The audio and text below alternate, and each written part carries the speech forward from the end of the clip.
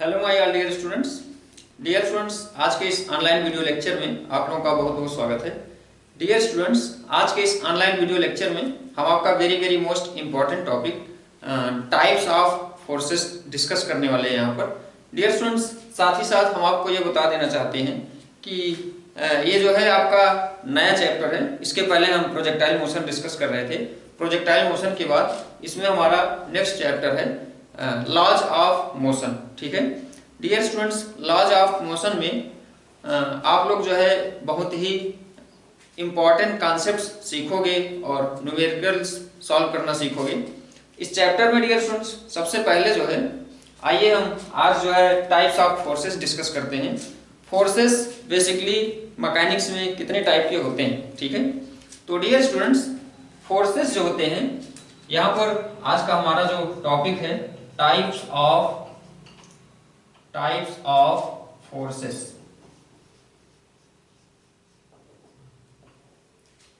Mechanics में dear students essentially जो है फोर्सेस 3 टाइप्स के होते हैं। ठीक है, इसेंशियली या कह सकते हैं बेसिकली मैकेनिक्स में जो फोर्सेस यूज किए जाते हैं ये डियर स्टूडेंट्स 3 टाइप के होते हैं। सबसे पहला इसमें होता है फील्ड फोर्सेस।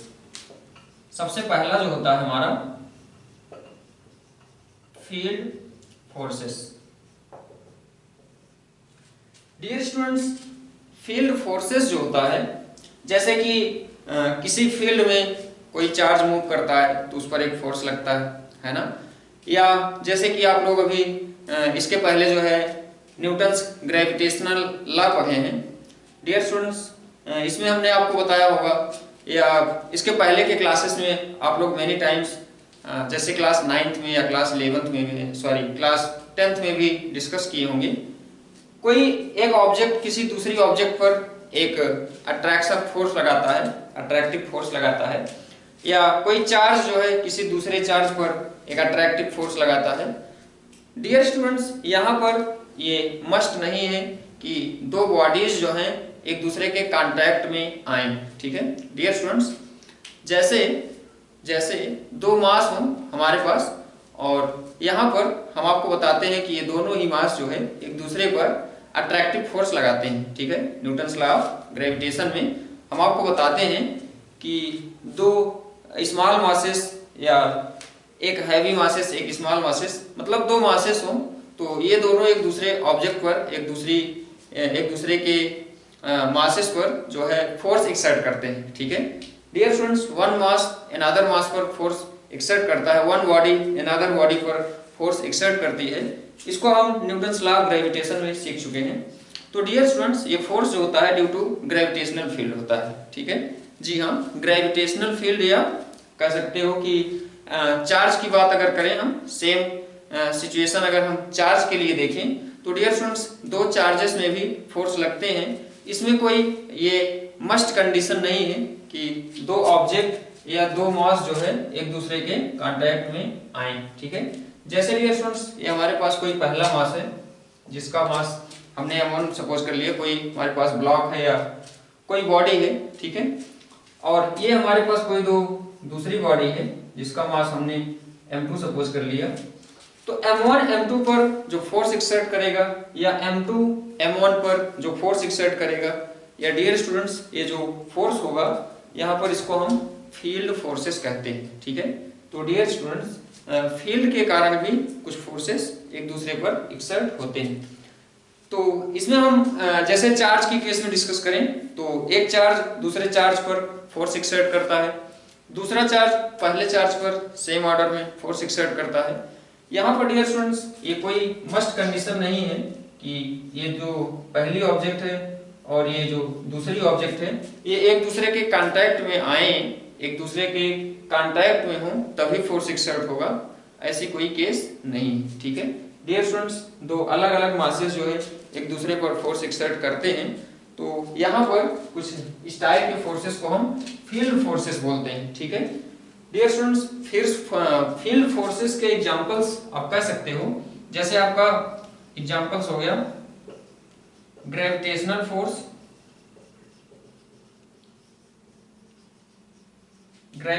फोर्स, और नेक्स्ट हो गया कूलॉम फोर्स।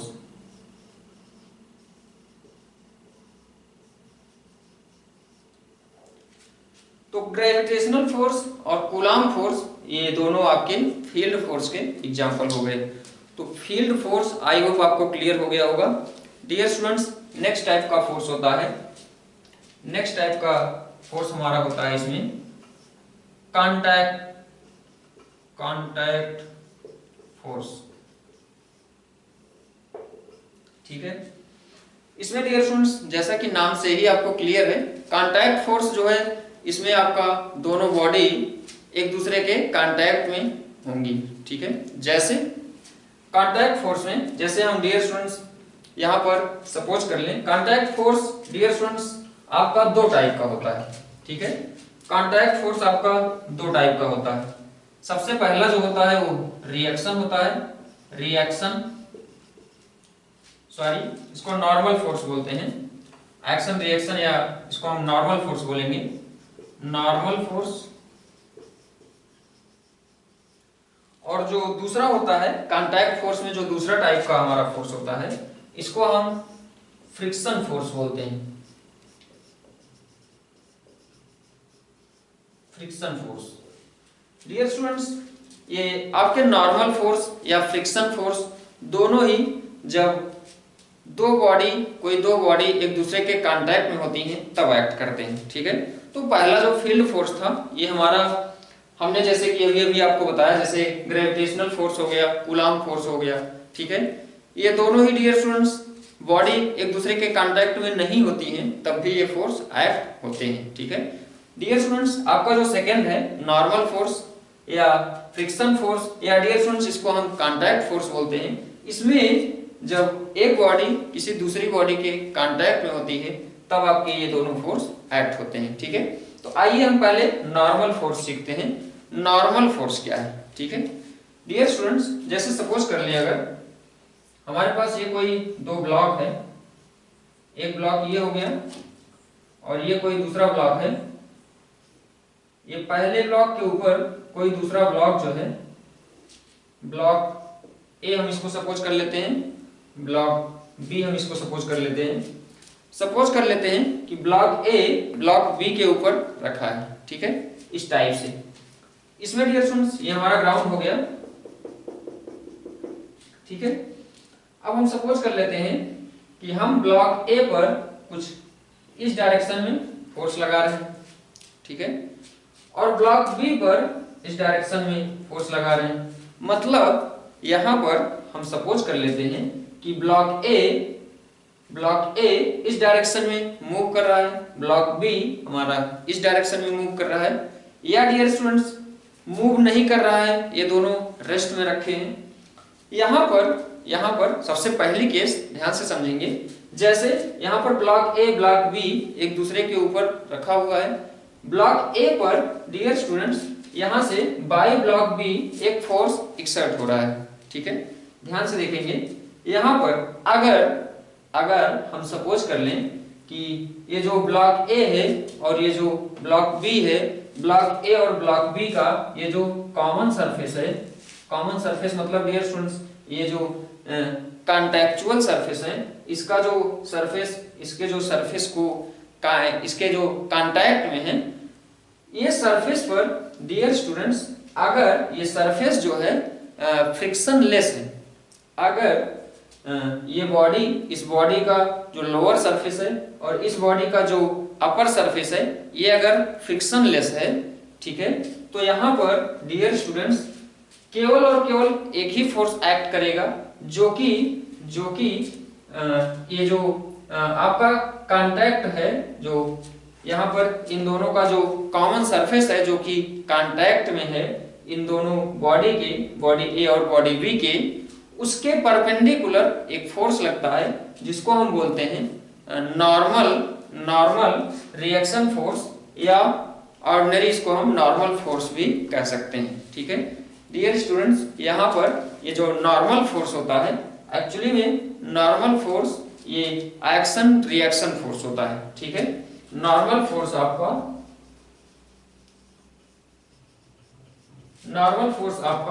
एक्शन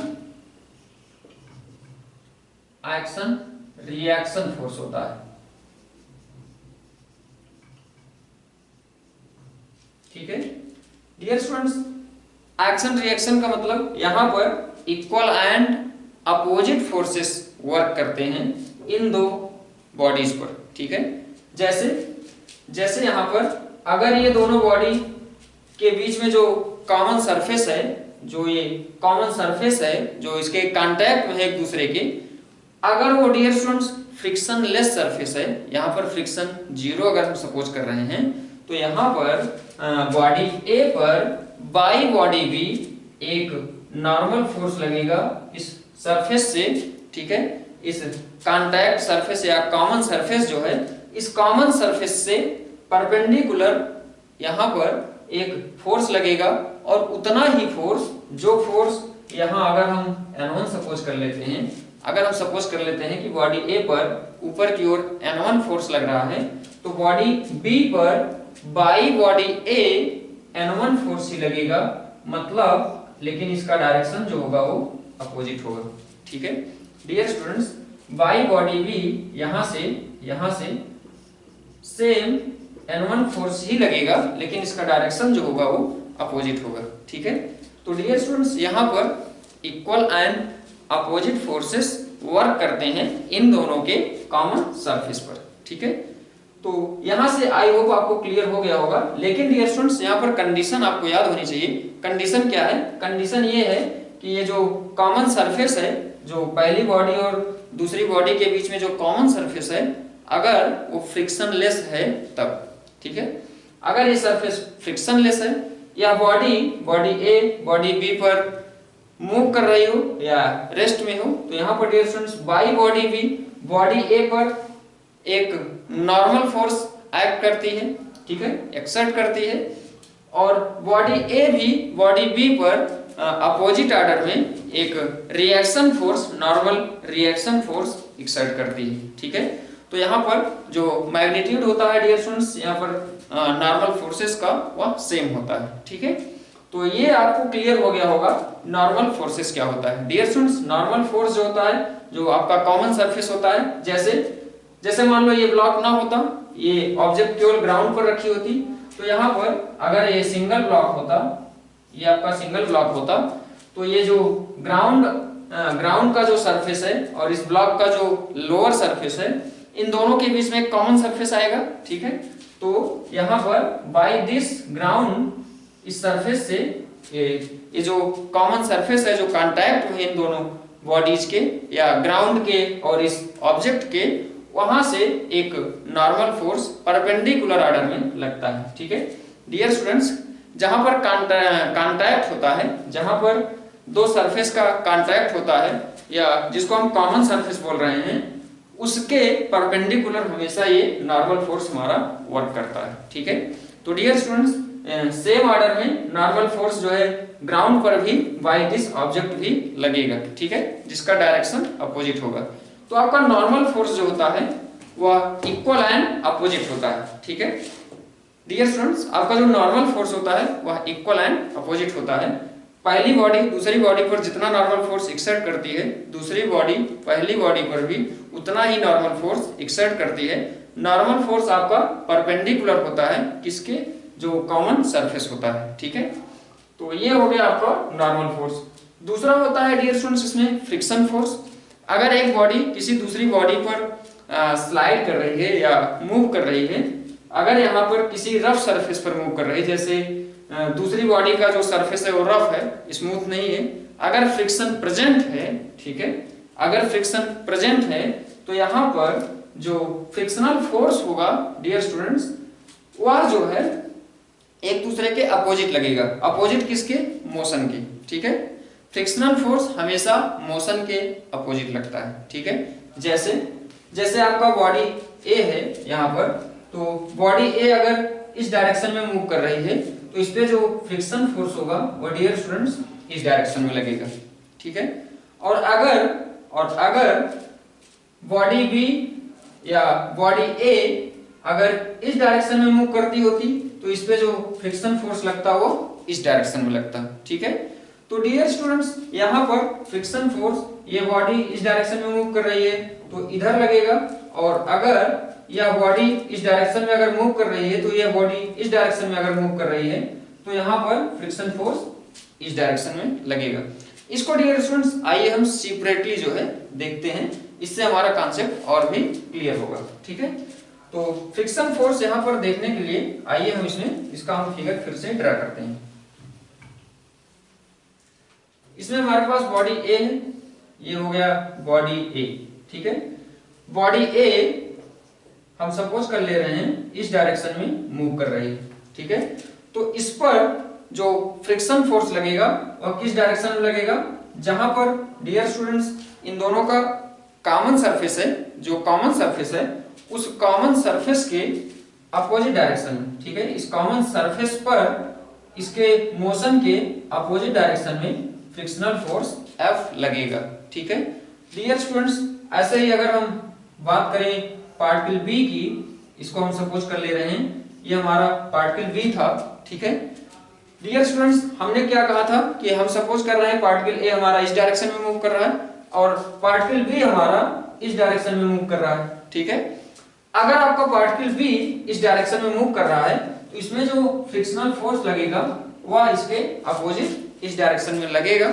और डियर स्टूडेंट्स, फ्रिक्शन फोर्स लगेगा कहां, फ्रिक्शन फोर्स आपका कॉमन सरफेस पर लगेगा। ठीक है, मतलब जो सरफेस इन दो बॉडी के कांटेक्ट में है। ठीक है, तो कॉमन सरफेस पर आपका ये फ्रिक्शनल फोर्स लगता है। ठीक है, और कॉमन सरफेस के परपेंडिकुलर आपका नॉर्मल फोर्स लगता है। ठीक है, तो डियर स्टूडेंट्स, अगर दो ऑब्जेक्ट एक दूसरे पर स्लाइड कर रहे हैं, दो ऑब्जेक्ट एक दूसरे पर मूव कर रही हैं, एक दूसरे के रिलेटिव में मूव कर रही हैं, अगर आपका सरफेस जो है वो फ्रिक्शनलेस है तो आप पर इस पर फोर्स जो लगेगा वह एक लगेगा, कौन सा, नॉर्मल फोर्स। ठीक है, अगर डियर स्टूडेंट्स यहाँ पर ये ऑब्जेक्ट दूसरी ऑब्जेक्ट पर मूव कर रही है, रिलेटिव मोशन कर रही है, अगर ये फ्रिक्शनलेस सरफेस नहीं है तो इनके जो कांटेक्ट में जो सरफेस होगा वह डियर स्टूडेंट्स उस पर जो फोर्स लगेगा वो कौन सा होगा, उस पर जो फोर्स लगेगा वो हमारा फ्रिक्शनल फोर्स लगेगा। ठीक है, और जो आपके मोशन का अपोज करेगा। ठीक है, फ्रिक्शनल फोर्स डियर स्टूडेंट्स हमेशा अपोजिंग फोर्स होता है। ठीक है, और वह हमेशा मोशन के अपोजिट लगता है। ठीक है, तो आई होप आपको क्लियर हो गया होगा यहाँ से नॉर्मल फोर्स और फ्रिक्शनल फोर्स। ठीक है डियर स्टूडेंट्स, इसमें अगर हमको इसका डायरेक्शन फाइंड आउट करना हो, नेट फोर्स अगर फाइंड आउट करना हो तो डियर स्टूडेंट्स हम नॉर्मल फोर्सेस को n से डिनोट करते हैं। ठीक है, तो अगर इसका हमको मैग्नीट्यूड फाइंड आउट करना हो तो F square plus n square. ठीक है, जहां पर F आपका फ्रिक्शनल फोर्स है और n आपका नॉर्मल रिएक्शन फोर्स है। ठीक है, अब डियर स्टूडेंट्स आइए हम आपको सिखाते हैं अटैचमेंट ऑफ बॉडी। ठीक है,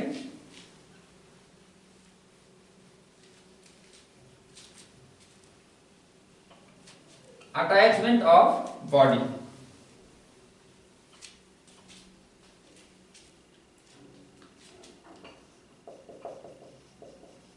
इस पर बेस्ड डियर स्टूडेंट्स अभी हम आगे जो है आगे के लेक्चर्स में बहुत सारे न्यूमेरिकल्स भी सॉल्व करेंगे अटैचमेंट ऑफ बॉडी पर बेस्ड। ठीक है, attachment of body dear students, इसको रियलाइज करने के लिए हम सपोज कर लेते हैं कि हमारे पास कोई आइडियल स्प्रिंग हो। ठीक है, ध्यान से सुनेंगे, आपके पास चाहे कोई आइडियल स्प्रिंग हो या आपके पास कोई स्ट्रिंग हो, आइडियल स्प्रिंग हो या स्ट्रिंग हो। ठीक है, यहाँ पर डियर स्टूडेंट्स अगर आपकी स्ट्रिंग जो है हमारे पास, जैसे सपोज कर लें ये हमारे पास कोई ऑब्जेक्ट हो गई। ठीक है, और ये डियर स्टूडेंट्स हमारे पास कोई दूसरी ऑब्जेक्ट हो गई और ये दोनों ऑब्जेक्ट प्लेन पर रखे हुए हैं और डियर स्टूडेंट्स इनको हम चाहे बाय स्ट्रिंग एक दूसरे से बाइंड कर दें। ठीक है, चाहे हम इनको बाय स्ट्रिंग एक दूसरे से बाइंड कर दें या बाय स्प्रिंग एक दूसरे से बाइंड कर दें। ठीक है, दोनों ही केस में डियर स्टूडेंट्स अगर आपका स्प्रिंग है तो आइडियल स्प्रिंग होगा। आइडियल स्प्रिंग को डियर स्टूडेंट्स हम मासलेस स्प्रिंग बोलते हैं, मासलेस स्प्रिंग बोलते हैं। आइडियल स्प्रिंग को आइडियल स्प्रिंग उसी को बोलोगे जो मासलेस स्प्रिंग होगी, ठीक है। यहाँ पर हम इसके मास को नेग्लिजिबल मानते हैं, ठीक है। जिसका मास डियर स्टूडेंट्स नेग्लिजिबल होता है उसको हम आइडियल स्प्रिंग मानते हैं, ठीक है। तो आइडियल स्प्रिंग हो या आपका स्ट्रिंग हो, ठीक है, मासलेस स्ट्रिंग हो, दोनों ही सिचुएशन में हमारे कॉन्सेप्ट सेम होते हैं, ठीक है। तो इसको हम इन दो बॉडीज को चाहे हम मासलेस स्ट्रिंग से जुड़ा हुआ मान सकते हैं या मासलेस आइडियल स्प्रिंग से जुड़ा हुआ मान सकते हैं, ठीक है। तो इस केस में डियर स्टूडेंट्स जैसे हमारे पास ये दो ऑब्जेक्ट हैं जिनका मास m1 m2 है, ठीक है, मास सेम भी हो सकता है डिफरेंट भी हो सकता है। इस केस में डियर स्टूडेंट्स इस पहली ब्लॉक का पहले ऑब्जेक्ट का जो एक्सीलरेशन होगा वही एक्सीलरेशन दूसरे ब्लॉक का या दूसरे ऑब्जेक्ट का भी होगा, ठीक है। किस केस में? इस केस में डियर स्टूडेंट्स अगर आपका स्ट्रिंग जो हो वो इन एक्सटेंसिबल हो, ठीक है, अगर आपका स्ट्रिंग इन एक्सटेंसिबल हो, यहां पर पहला रिजल्ट हमारा इफ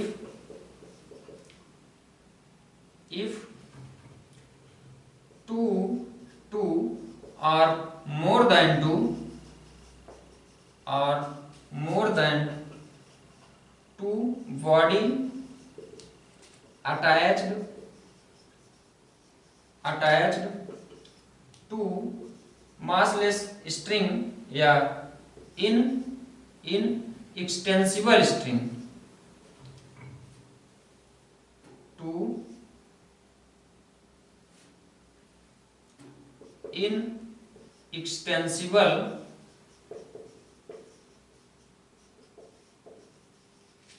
extensible string, ठीक है। then the acceleration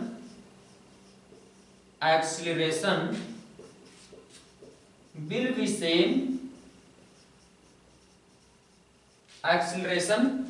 same on, यहां पर एक्सीलरेशन दोनों का सेम होगा, ठीक है। Acceleration will be same of both body, ठीक है। अगर हमारे पास दो ब्लॉक हैं दोनों इन एक्सटेंसिबल स्ट्रिंग से अटैच हैं, बंधे हुए हैं, तो जो एक्सीलरेशन पहले ऑब्जेक्ट का होगा, पहले मास का होगा, वही एक्सीलरेशन दूसरे मास का होगा। अगर इसमें दो के प्लेस पर हम 3 मास अटैच कर दें, सपोज कर लो यहाँ पर हमारे पास ये 3 मासेस हैं और ये तीनों एक दूसरे से by string in extensible string से अटैच हैं, तो ये यहाँ पर जो एक्सीलरेशन इसका होगा वही एक्सीलरेशन इसका होगा, वही एक्सीलरेशन इसका होगा, ठीक है। यहाँ पर डियर स्टूडेंट्स केस आपको याद रखनी है, यहाँ पर केस आपकी क्या है? इन एक्सटेंसिबल स्ट्रिंग, ठीक है। अब डियर स्टूडेंट्स अगर यहाँ पर स्प्रिंग लेते तो मासलेस स्प्रिंग लेते, ठीक है। मासलेस स्प्रिंग को हम क्या बोलते हैं? आइडियल स्प्रिंग, ठीक है। तो दोनों ही केस में हमारे रिजल्ट सेम होते, चाहे यहाँ पर मासलेस स्प्रिंग बोलो चाहे यहाँ पर इन एक्सटेंसिबल स्ट्रिंग बोलो, ठीक है। दोनों ही केस में हमारे जो एक्सीलरेशन होंगे सभी बॉडीज के लिए सेम होंगे, ठीक है। ये हमारा पहला केस था। नेक्स्ट केस आइए डियर स्टूडेंट्स हम डिस्कस करते हैं। नेक्स्ट केस में यहाँ पर डियर स्टूडेंट्स इसी केस में हम एक रिजल्ट और आपको बताना चाहते हैं, जैसे कि ये सपोज कर लो हमारे पास ये वॉल है और यहाँ से ये कोई पुल्ली जो है, पुल्ली से हमारे पास ये दो मासेस जो हैं अटैच है, ठीक है। तो इस केस में अगर पुल्ली आपका जो है मासलेस है, पुल्ली अगर मासलेस है और यहाँ पर जो स्ट्रिंग है ये भी इन एक्सटेंसिबल है, ठीक है, तो दोनों ही केस में यहाँ पर एक्सीलरेशन जो होगा वो सेम होगा, मतलब ए जितना एक्सीलरेशन इधर होगा ए उतना एक्सीलरेशन इधर होगा, ठीक है। तो इस केस में भी आपका एक्सीलरेशन सेम होगा, ठीक है। तो ये था आपका इस टाइप का भी एक एग्जांपल इसके लिए, ठीक है। अब आइए हम देखते हैं अटैचमेंट ऑफ बॉडी में नेक्स्ट टाइप का एग्जांपल, ठीक है। जैसे नेक्स्ट टाइप में जैसे अगर if if string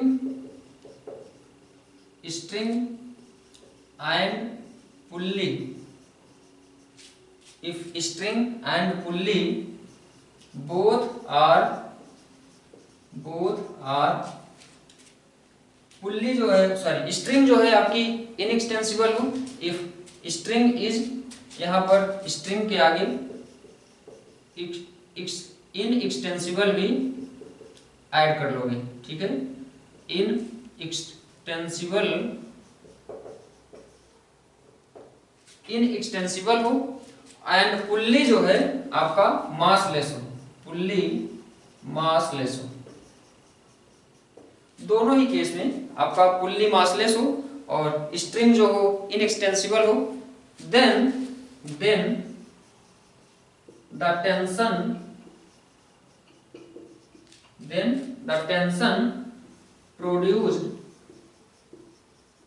produced is same at every point, ठीक है। इसका डियर स्टूडेंट्स आइए हम डायग्राम देखते हैं। जैसे सपोज कर लें ये हमारा वॉल हो गया, यहाँ ये मासलेस पुल्ली है, ठीक है, ये हमारा स्ट्रिंग हो गया, ठीक है। अगर ये स्ट्रिंग और ये पुल्ली दोनों ही मासलेस हैं, ठीक है, यहाँ पर जो टेंशन होगा वह डियर स्टूडेंट्स हमेशा सेम होगा, ठीक है।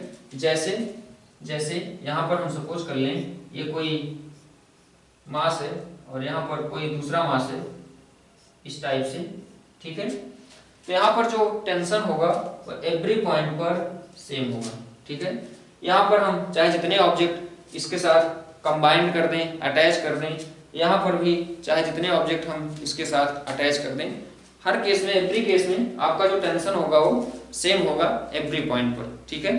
अगर ये केस आपकी है तब, ठीक है। केस कौन सी है कि स्ट्रिंग आपकी इनएक्सटेंसिबल हो और जो पुल्ली हो वो मासलेस हो, ठीक है। अगर डियर स्टूडेंट्स इसमें नेक्स्ट केस आइए हम देखते हैं। नेक्स्ट केस, इसमें और भी एग्जांपल देख सकते हैं। जैसे सपोज कर लो यहाँ पर ये हमारे पास कोई ऑब्जेक्ट है, ठीक है, ये, और यहाँ पर ये पुल्ली लगी है, ठीक है, कुछ इस टाइप से, ये इससे अटैच है, ठीक है, ऐसे, ठीक है। तो यहाँ पर भी कोई दूसरी ऑब्जेक्ट है ना, इस टाइप से है। यहाँ पर इसका मास कुछ है m1, इसका मास कुछ है m2। अगर स्ट्रिंग और पुल्ली आपका दोनों ही मासलेस है, तब यहाँ पर जो टेंशन होगा, यहाँ पर जो टेंशन होगा, यहाँ पर जो टेंशन होगा, tension at every point will be same here, ठीक है। Tension at every point will be same here, ठीक है। तो डियर स्टूडेंट्स ये आपका नेक्स्ट टाइप का एग्जांपल हो गया। अब आइए देखते हैं इसमें हम नेक्स्ट केस में, केस सेकंड में, अगर if string are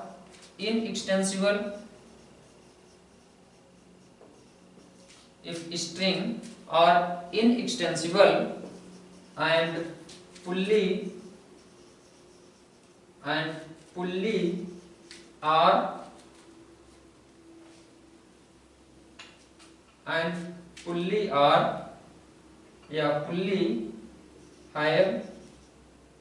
have some masses, ठीक है, some mass। अगर डियर स्टूडेंट्स आपका स्ट्रिंग जो है वो इनएक्सटेंसिबल तो हो, लेकिन पुल्ली यहाँ पर मासलेस ना हो, ठीक है, यहाँ पर एंड पुल्ली ऐसा भी लिख सकते हो, आर नॉट मासलेस,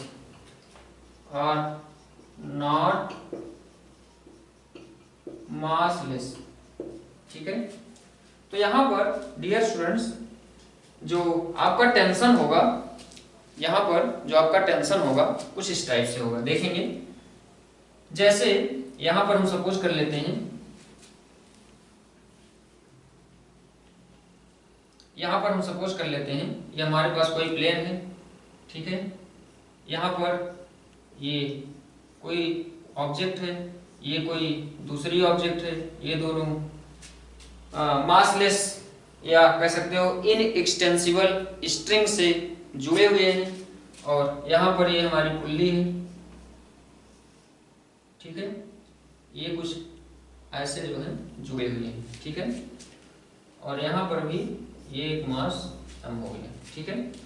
अगर कुछ इस टाइप से हमारे पास स्ट्रक्चर है, इसमें स्ट्रिंग आपका इनएक्सटेंसिबल है और मास जो है पुल्ली जो है वो मासलेस नहीं है, तो इस केस में यहाँ पर जो टेंशन होगा T1 और यहाँ पर जो टेंशन होगा वो भी T1 होगा, और यहाँ पर अगर जो टेंशन है T2 मान लेते हैं, तो यहाँ पर जो टेंशन होगा इधर होगा, टेंशन का डायरेक्शन हमेशा बॉडी के अपोजिट, ठीक है, तो यहाँ पर जो टेंशन होगा वो T2 होगा, ठीक है।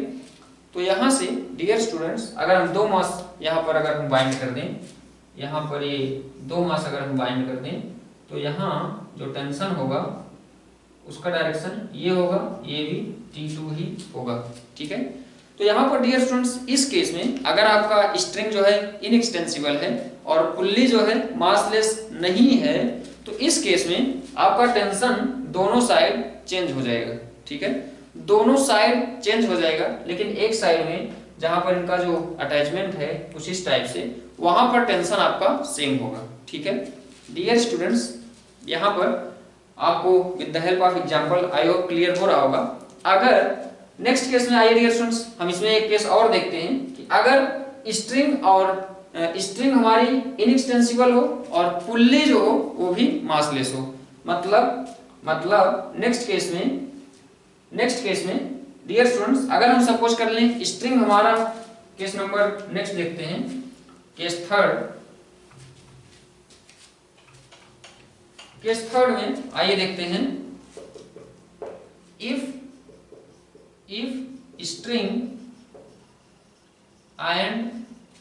string and नेक्स्ट है हमारा pulley, if string and pulley both are not massless,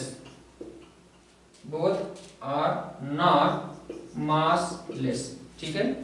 इस केस में आपका डियर स्टूडेंट्स जो टेंशन प्रोड्यूस्ड होगा वह एवरी पॉइंट पर डिफरेंट होगा। कैसे? जैसे यहाँ पर ये हमारा कोई प्लेन हो गया, ये हमारी कोई ऑब्जेक्ट हो गई, यहाँ पर कोई दूसरी ऑब्जेक्ट हो गई, ये दोनों स्ट्रिंग से बंधे हुए हैं, लेकिन डियर स्टूडेंट्स यहाँ पर जो स्ट्रिंग है अब की बार वो मासलेस नहीं है, ठीक है, मासलेस नहीं है, या कह सकते हो कि इनएक्सटेंसिबल नहीं, ठीक है। तो इस केस में यहाँ पर अगर हम एक पुल्ली लगा देते हैं ये, तो इस केस में जो टेंशन होगा, यहाँ पर हम ये ऑब्जेक्ट सपोज कर लेते हैं फर्स्ट और ये कोई सेकंड ऑब्जेक्ट, ठीक है।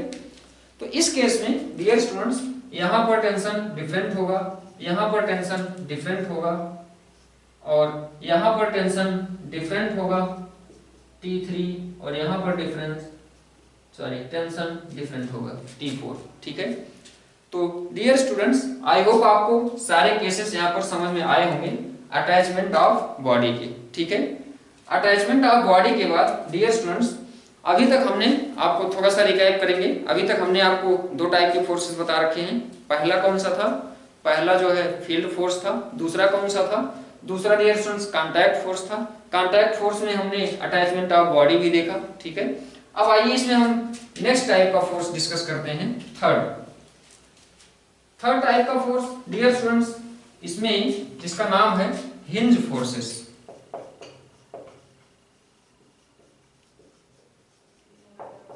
हिंज फोर्सेस, ठीक है। हिंज फोर्सेस डियर स्टूडेंट्स बहुत ही इजी होता है, इसको हम मैक्सिमम रोटेशनल मोशन की केस में डिस्कस करते हैं, ठीक है। जैसे हमारे पास कोई रॉड हो और इसको हम यहाँ पर किसी वाल से कुछ इस टाइप से with the help of string bind किए, ठीक है। ये हमारा स्ट्रिंग है ये हमारा रॉड है और ये हमारा पॉइंट है जहां पर इसको हम हिंज किए। ठीक है, तो यहाँ पर डियर स्टूडेंट्स इस टाइप के फोर्सेस को हम डिस्कस करने के लिए क्या करते हैं, इसमें हम आइदर इस टाइप के फोर्सेस में वी फाइंड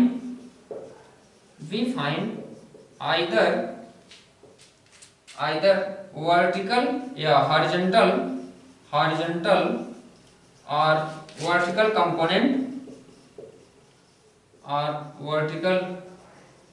कंपोनेंट या नेक्स्ट डियर स्टूडेंट्स आर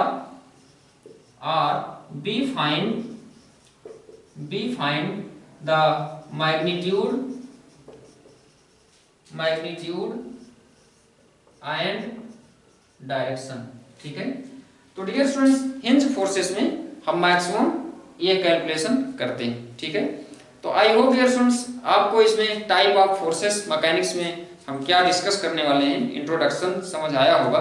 तो डियर स्टूडेंट्स आज के इस लेक्चर को हम यहीं पर स्टॉप करेंगे। आप लोग जो है अभी हम इसके फ्रंट में कुछ न्यूमेरिकल्स भी सॉल्व करेंगे अपकमिंग लेक्चर्स में, तो आप लोग वीडियोस को सिक्वेंशियली देखें डियर स्टूडेंट्स। और हमारे किसी भी वीडियो को देखने के लिए आपको यूट्यूब के सर्च बॉक्स में MBR फिजिशियन टाइप करना है और टॉपिक नेम, ठीक है, टॉपिक नेम और MBR फिजिशियन टाइप करना है, आपको हमारे सारे लेक्चर अवेलेबल हो जाएंगे। ठीक है, तो dear students thank you very much.